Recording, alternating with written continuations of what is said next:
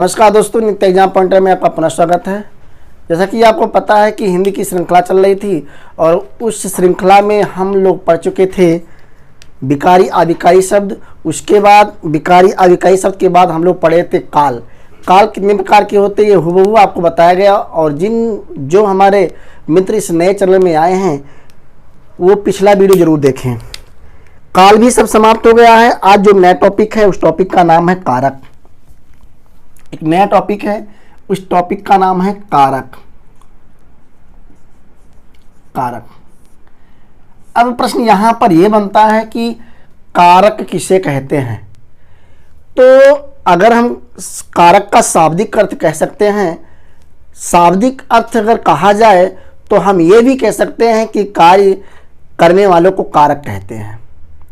कार्य करने वालों को कारक कहते हैं। जिस प्रकार आपने कर्ता का परिभाषा पढ़ा कि कर्ता किसे कहते हैं, तो आपको ये बताया गया है मेरे माध्यम से कि कार्य करने वालों को कर्ता कहा जाता है। तो कर्ता भी कहीं ना कहीं कारक का ही एक भाग है, इसलिए कारक का भी शाब्दिक अर्थ होता है। कार्य करने वालों को क्या कहा जाता है? कारक कहा जाता है। कारक का शाब्दिक अर्थ कार्य करने वाला। कारक का शाब्दिक अर्थ कार्य करने वाला, कार्य करने वाला। अब जो कारक है, कारक वाक्यों में प्रयोग होता है। कारक क्या करता है? कई पदों को जोड़ता है। कारक का मूल रूप क्या होता है? कारक का मूल योगदान क्या होता है? तो कारक क्या करता है कि पदों को जोड़ता है। कारक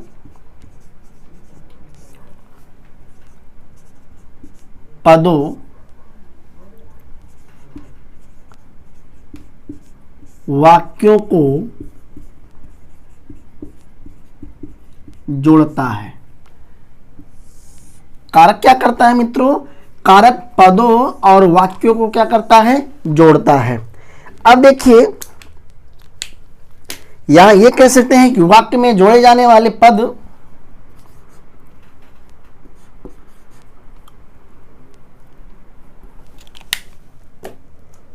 वाक्य में जोड़े जाने वाले पद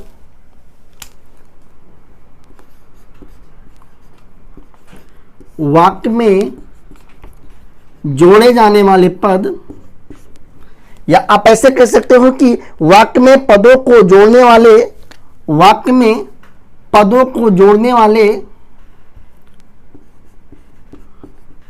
पदों को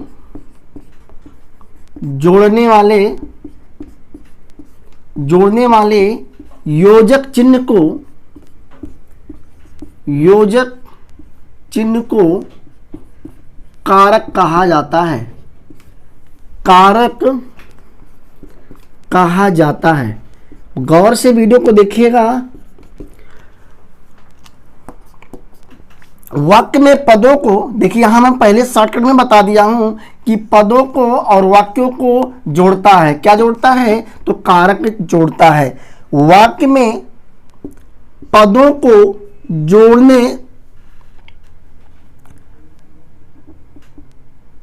जोड़ने वाला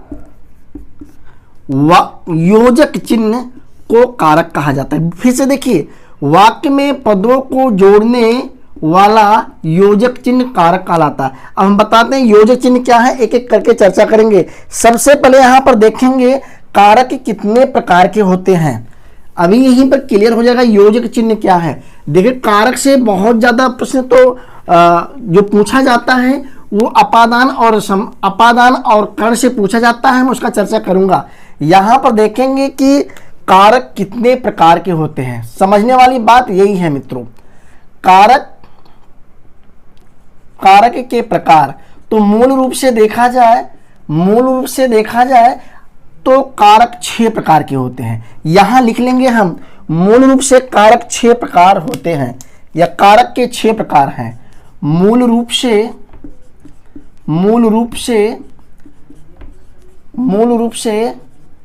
कारक के 6 प्रकार होते हैं। मूल रूप से कारक के कितने प्रकार होते हैं? तो मूल रूप से कारक के 6 प्रकार होते हैं। मूल रूप से कारक के कितने प्रकार होते हैं? 6। ठीक है, अगर वैसे पूछा जाए कुल कारक कितने होते हैं, कुल कारक कितने होते हैं, कुल कारक कितने होते हैं, तो आप बताओगे 8 होते हैं। कारकों की संख्या कितनी होती है, तो कारकों की संख्या 8 होती है। अगर प्रश्न में आ गया कि मूल रूप से कारक की संख्या कितनी होती है, तो मूल रूप से कारक की संख्या कितनी होती है, तो 6 होती है। अब यहां पर चर्चा करेंगे, यहां पर चर्चा करें कुल कारक, कुल कारक की चर्चा करते हैं। अभी यहीं पर हम आपको यह भी बता दूंगा कि ये मूल कारक जो 6 हैं कौन हो रहे हैं। देखिए, कारक के प्रकार कुल देखेंगे तो 8 प्रकार के होते हैं। जो पहला प्रकार है कारक का मित्रों, यहां पर चर्चा करते चलते हैं। पहला प्रकार है कर्ता। कर्ता, कर्ता क्या है? कर्ता भी एक कारक है, और कारक का भी एक कारक, जो कारक का शाब्दिक अर्थ हुआ कार्य करने वाला कारक कहलाता है, उसी प्रकार कार्य करने वाला कर्ता भी कहलाता है। ठीक है, कर्ता हो गया। और दूसरा कौन सा हो गया मित्रों, तो दूसरा हो गया कर्म। देखिए, पहला कर्ता हो गया, दूसरा कर्म हो गया, तीसरा करण हो गया, करण हो गया, तीसरा करण, चौथा संप्रदान हो गया। आप लोग वीडियो को गौर से देखिएगा। कारक के प्रकार, कारक 8 प्रकार के, पहला कर्ता, दूसरा कर्म, तीसरा करण और चौथा संप्रदान। पांचवा क्या है मित्रों, तो पांचवा है अपादान। देखिए, पांचवा क्या है, फिर छठवां, उसके बाद 7वां और 8वां। देखिए, हाँ, संप्रदान के बाद अपादान, संबोधन,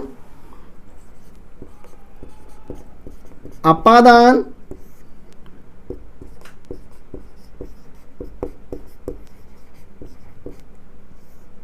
अपादान, संबोधन। फिर से देखिए, कर्ता, कर्म, करण, संप्रदान, अपादान, संबोधन। उसके बाद मित्रों आता अधिकरण,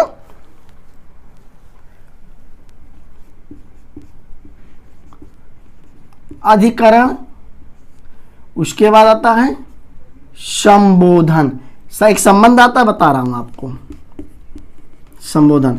मित्रों, जो संबोधन लास्ट वाला है, यहां पर जो छठवां आप संबोधन लिखे हो, यहां एक कारक होता है संबंध कारक, वो हम लिखेंगे यहां पर संबंध कारक, संबंध कारक, या केवल संबंध लिखते हैं। अब देखिए 8 प्रकार हो गए।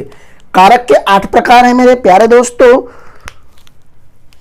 पहला प्रकार जो है कर्ता, दूसरा है कर्म, तीसरा है करण और चौथा है संप्रदान, पांचवा अपादान, छठवां संबंध, सातवां अधिकरण और 8वां क्या है, तो 8वां संबोधन है। अब यहां पर चर्चा करेंगे। देखिए, अब प्रश्न ये बनता है कि जो कारक है, ये 8 जो कारक है प्रिय मित्रों, तो 8 कारक के अपने अपने चिन्ह होते हैं। ठीक है, जिसको बोलते हैं कारक चिन्ह। जिसको क्या बोलते हैं, कारक चिन्ह। कारक चिन्ह को हम परसर्ग भी कह सकते हैं और कारक चिन्ह को विभक्ति भी कहा जाता है। कारक चिन्ह को विभक्ति भी कहा जाता है और परसर्ग भी कहा जाता है। आपको बताया गया कि 8 प्रकार के कारक। ठीक है, तो यहां पर 8 प्रकार लिखेंगे पहले हम। देखिए, एक बार दोबारा लिखेंगे, याद हो जाएगा।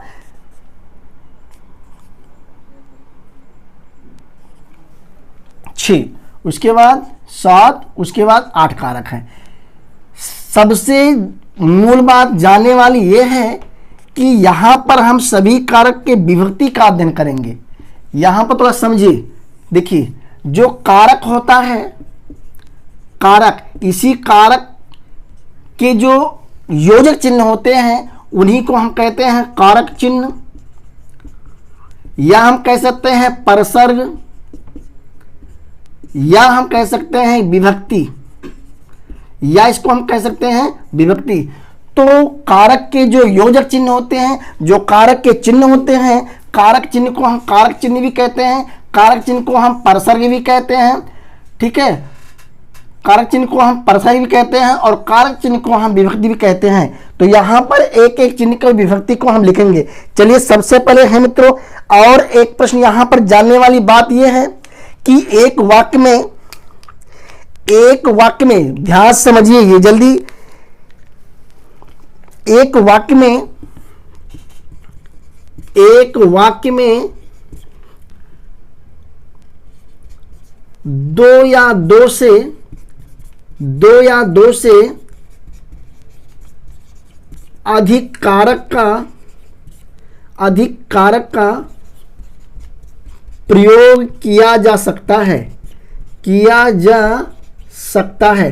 ये बहुत मूल बातें कथन और कार्य में आ जाते हैं कि ये बताइए कि एक वाक्य में कितने कारक का प्रयोग किया जा सकता है। तो आपका प्रश्न, आपका उत्तर क्या है कि एक वाक्य में दो या दो से अधिक कारक का प्रयोग किया जा सकता है।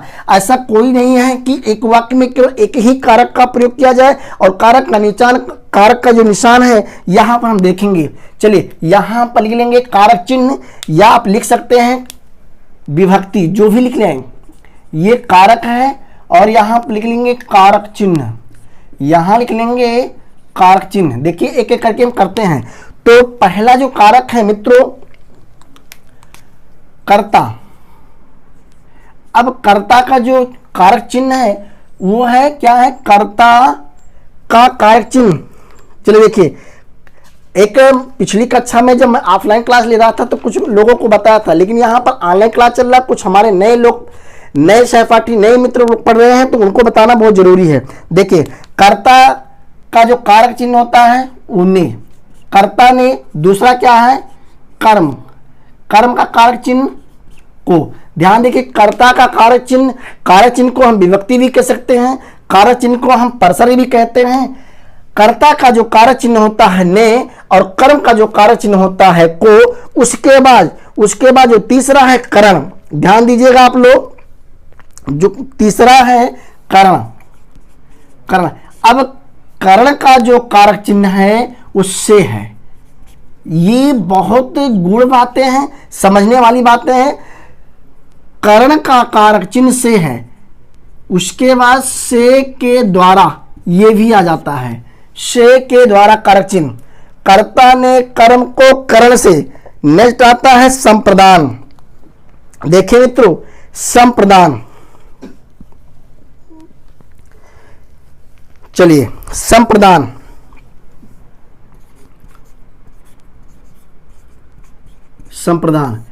अब ये जो संप्रदान है, संप्रदान में से भी आता है, ठीक है, संप्रदान से आता है। लेकिन यहां लिखेंगे अलगाव।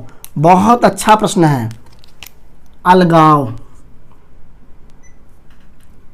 या ऐसे लिख लेंगे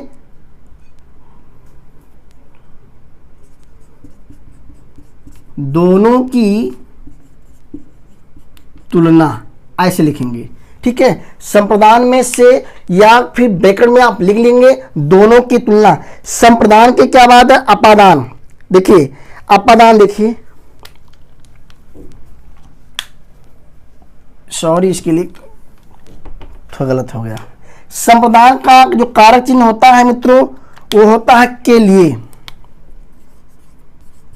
लिए, ठीक है। अब इसके बाद आता अपादान। अपादान का कारक चिन्ह होता है से। अब से में होता है अलगाव। ये अच्छा प्रश्न है, अलगाव, ठीक है। फिर से देखिए, कर्ता ने कर्म को कर्ण से के द्वारा संप्रदान के लिए अपादान अलगाव भी। जो छठवां है वो क्या है, संबंध है। छठवां क्या है, संबंध। चलिए अब संबंध का कारक चिन्ह बहुत बार पूछा जाता है। संबंध का कारक चिन्ह क्या होता है, का की के, का की के, रा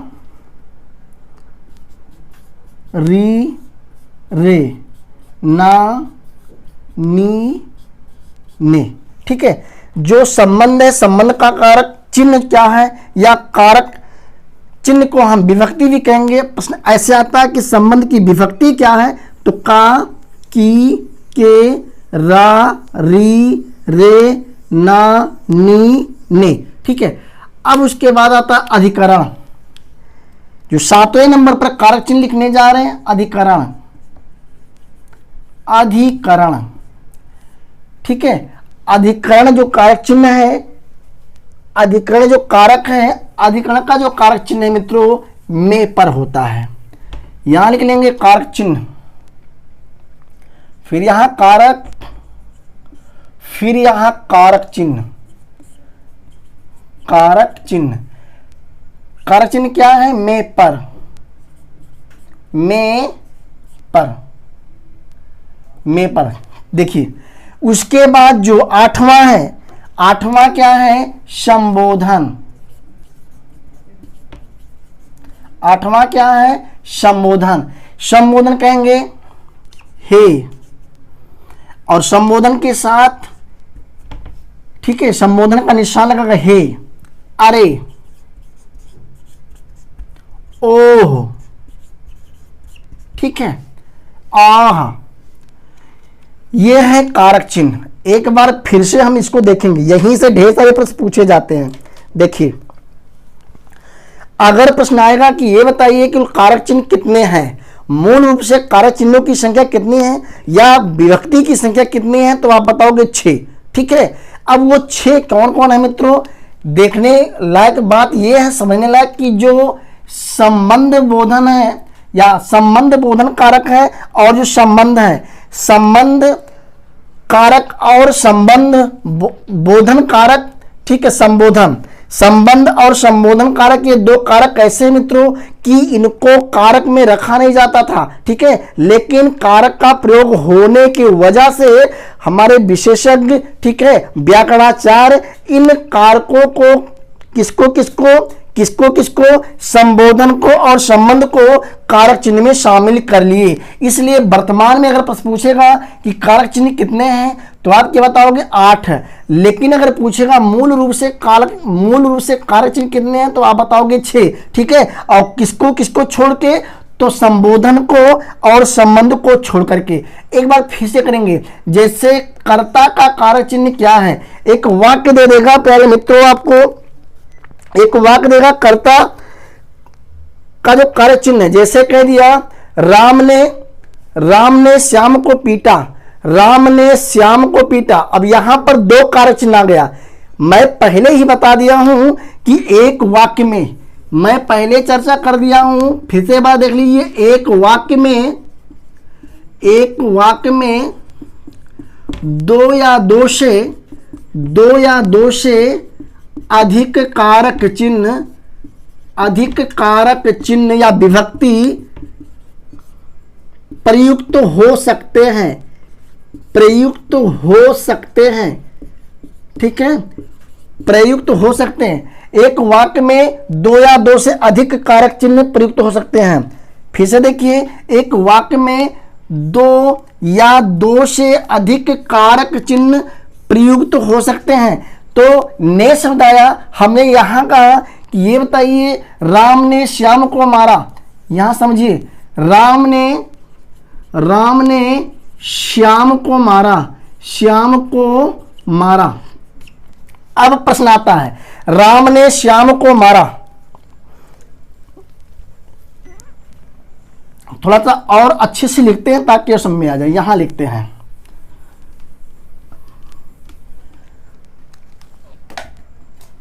राम ने श्याम को मारा। देखिए,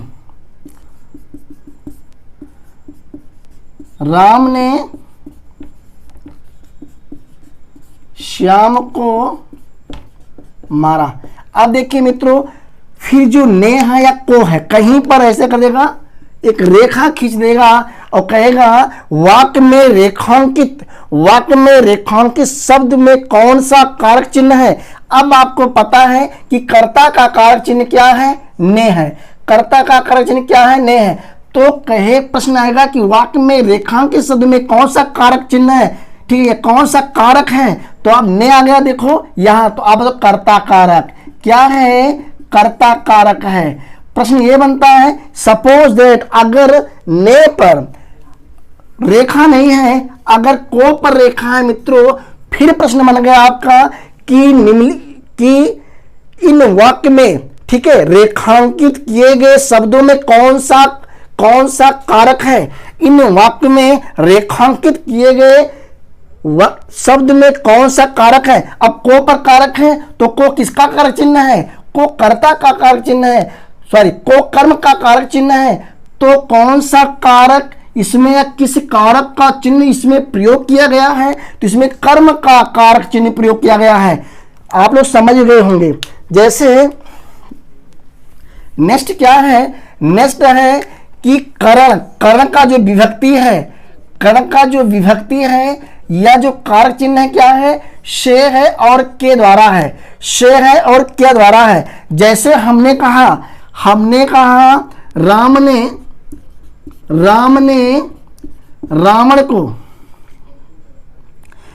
ने रावण को बाण से मारा। देखिए राम ने रावण को बाण से मारा। देखिए प्रश्न ये बनता है कि रेखांकित किए हुए शब्द में किस कारक चिन्ह का प्रयोग किया गया है? बहुत गौर से समझिएगा, परीक्षा में यहीं से प्रश्न पूछा जाता है। क्यों? क्योंकि यह भ्रमित करने वाला प्रश्न आ गया।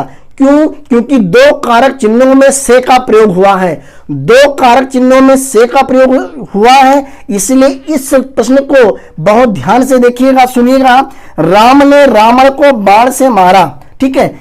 अब देखिए कारक चिन्ह में आते हैं तो जो करण है इनका भी कारक चिन्ह या विभक्ति से है, और जो अपादान है इनकी भी विभक्ति या कारक चिन्ह से है।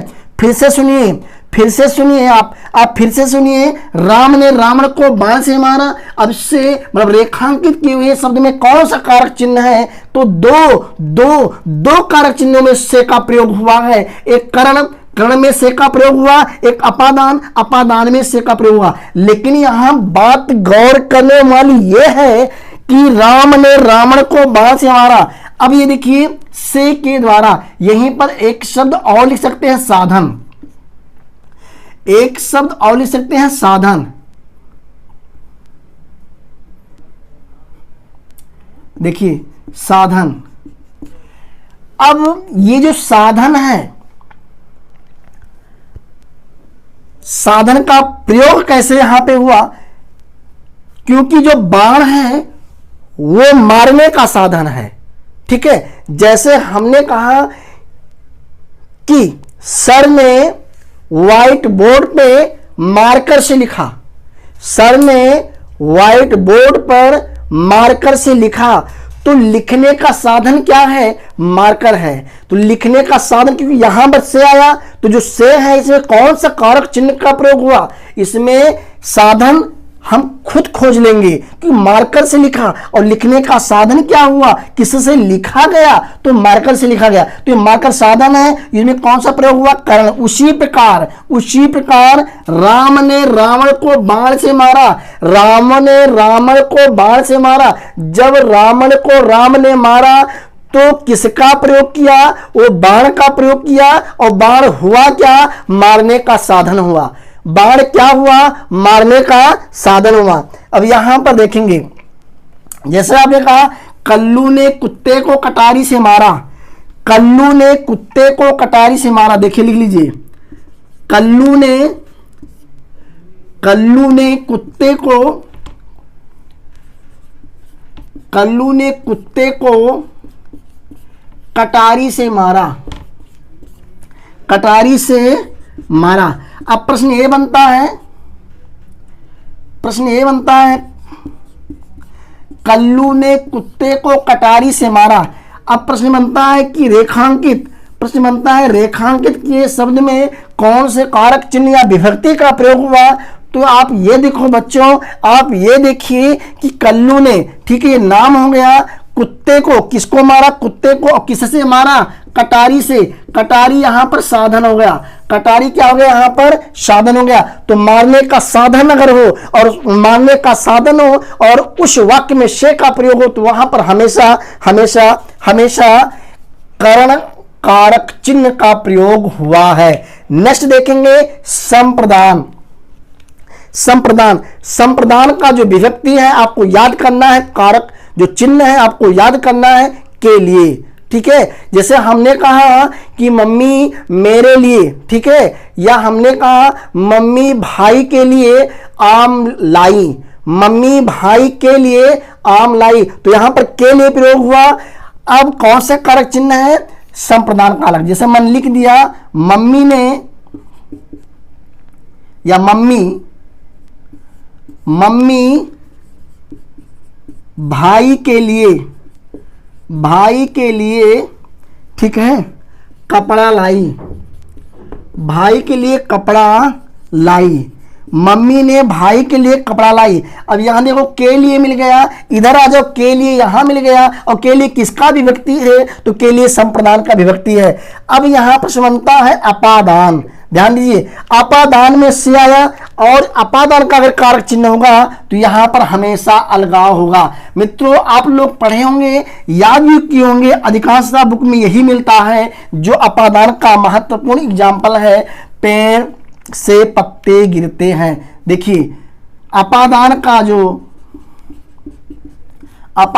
जो एग्जाम्पल है, ठीक है, पेड़ से पत्ते गिरते हैं, पेड़ से पत्ते गिरते हैं, ठीक है, पेड़ से पत्ते गिरते हैं, या पेड़ से पत्ता गिरता है, या आप कह सकते हो पेड़ से पत्ता गिरता है, ठीक है, पेड़ से पत्ता गिरता है, पेड़ से पत्ता। अब यहां भी से आया मित्रों, ठीक है, यहां भी से कह सकते हो, ये जो से है ना, आप ये कह सकते हो कि करण, लेकिन नहीं, बिल्कुल करण नहीं है, बिल्कुल करण नहीं है। क्यों? क्योंकि यहां अलगाव हो रहा है, ठीक है, यहां अलगाव हो रहा है मेरे प्यारे मित्रों। यहां क्या हो रहा है? अलगाव। ये पेड़ है और यहां से एक पत्ती टूटा, और पत्ती क्या हुआ? पत्ती तो गिर रही है, पत्ती क्या है? पत्ती गिर रहा। तो पेड़ से पत्ती गिरना मतलब देखो यहां पत्ती है और ये पत्ती टूट के अलग हो रहा है। यहां पर ये से का मतलब हो गया अलगाव, ये से का मतलब क्या हो जाएगा? अलगाव। मतलब पेड़ से पत्ती गिरते हैं तो यहां पर अलगाव हो गया। इसीलिए अलगाव का बात जहां पर बोध हो या अलगाव का जहां संशय हो, ठीक है, वहां पर हमेशा अपादान कारक होता है। और अपादान कारक का चिन्ह से, और से किसके लिए होगा? वो अलगाव के लिए होगा। संबंध काकी के नानी ने, काकी के रारी रे नानी ने, ठीक है। जैसे हमने कहा कि सोहन, ठीक है, सोहन के या सोहन सुनीता का भाई है, तो काकी के नानी रे। देखिए सोहन सुनीता का भाई है, समझिए यहां संबंध में देखिए जो संबंध का कैसे सोहन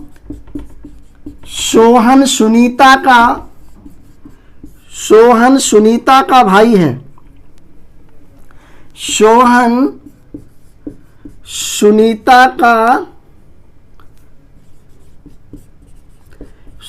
का भाई है।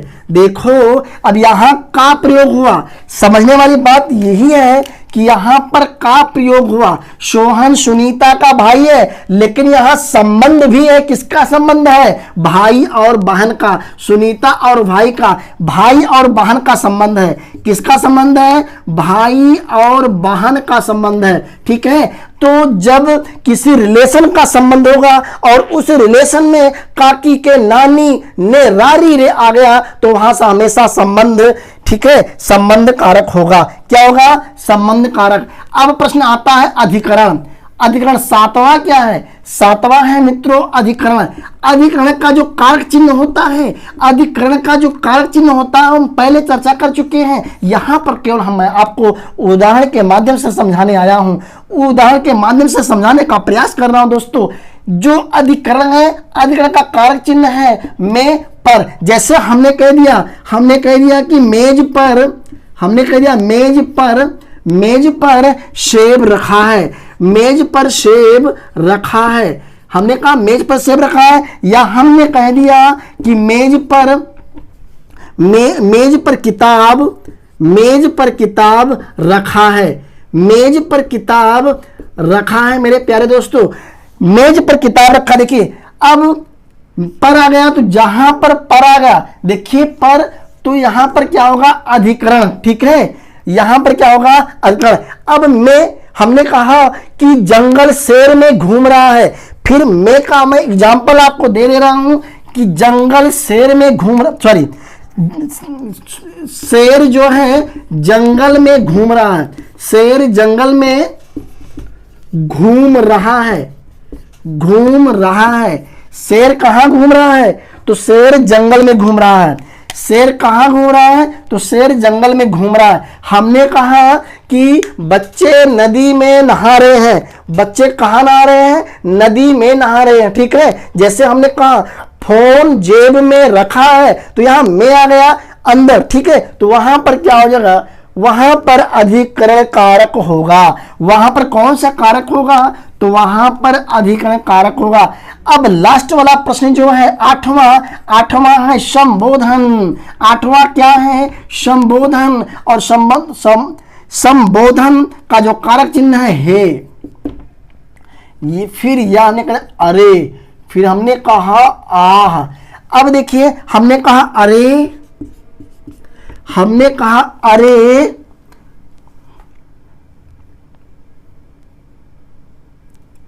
देखिए हमेशा संबोधन में संबोधन का निशान लगा रहेगा, हमेशा संबोधन में संबोधन का निशान लगा रहेगा, इतना आपको करना है। जैसे हमने कहा अरे वह चोर है, हमने क्या कहा, अरे वह चोर है। तो जो अरे है, अरे किसका कारक चिन्ह है, तो अरे संबोधन का कारक चिन्ह है। हमने कहा अरे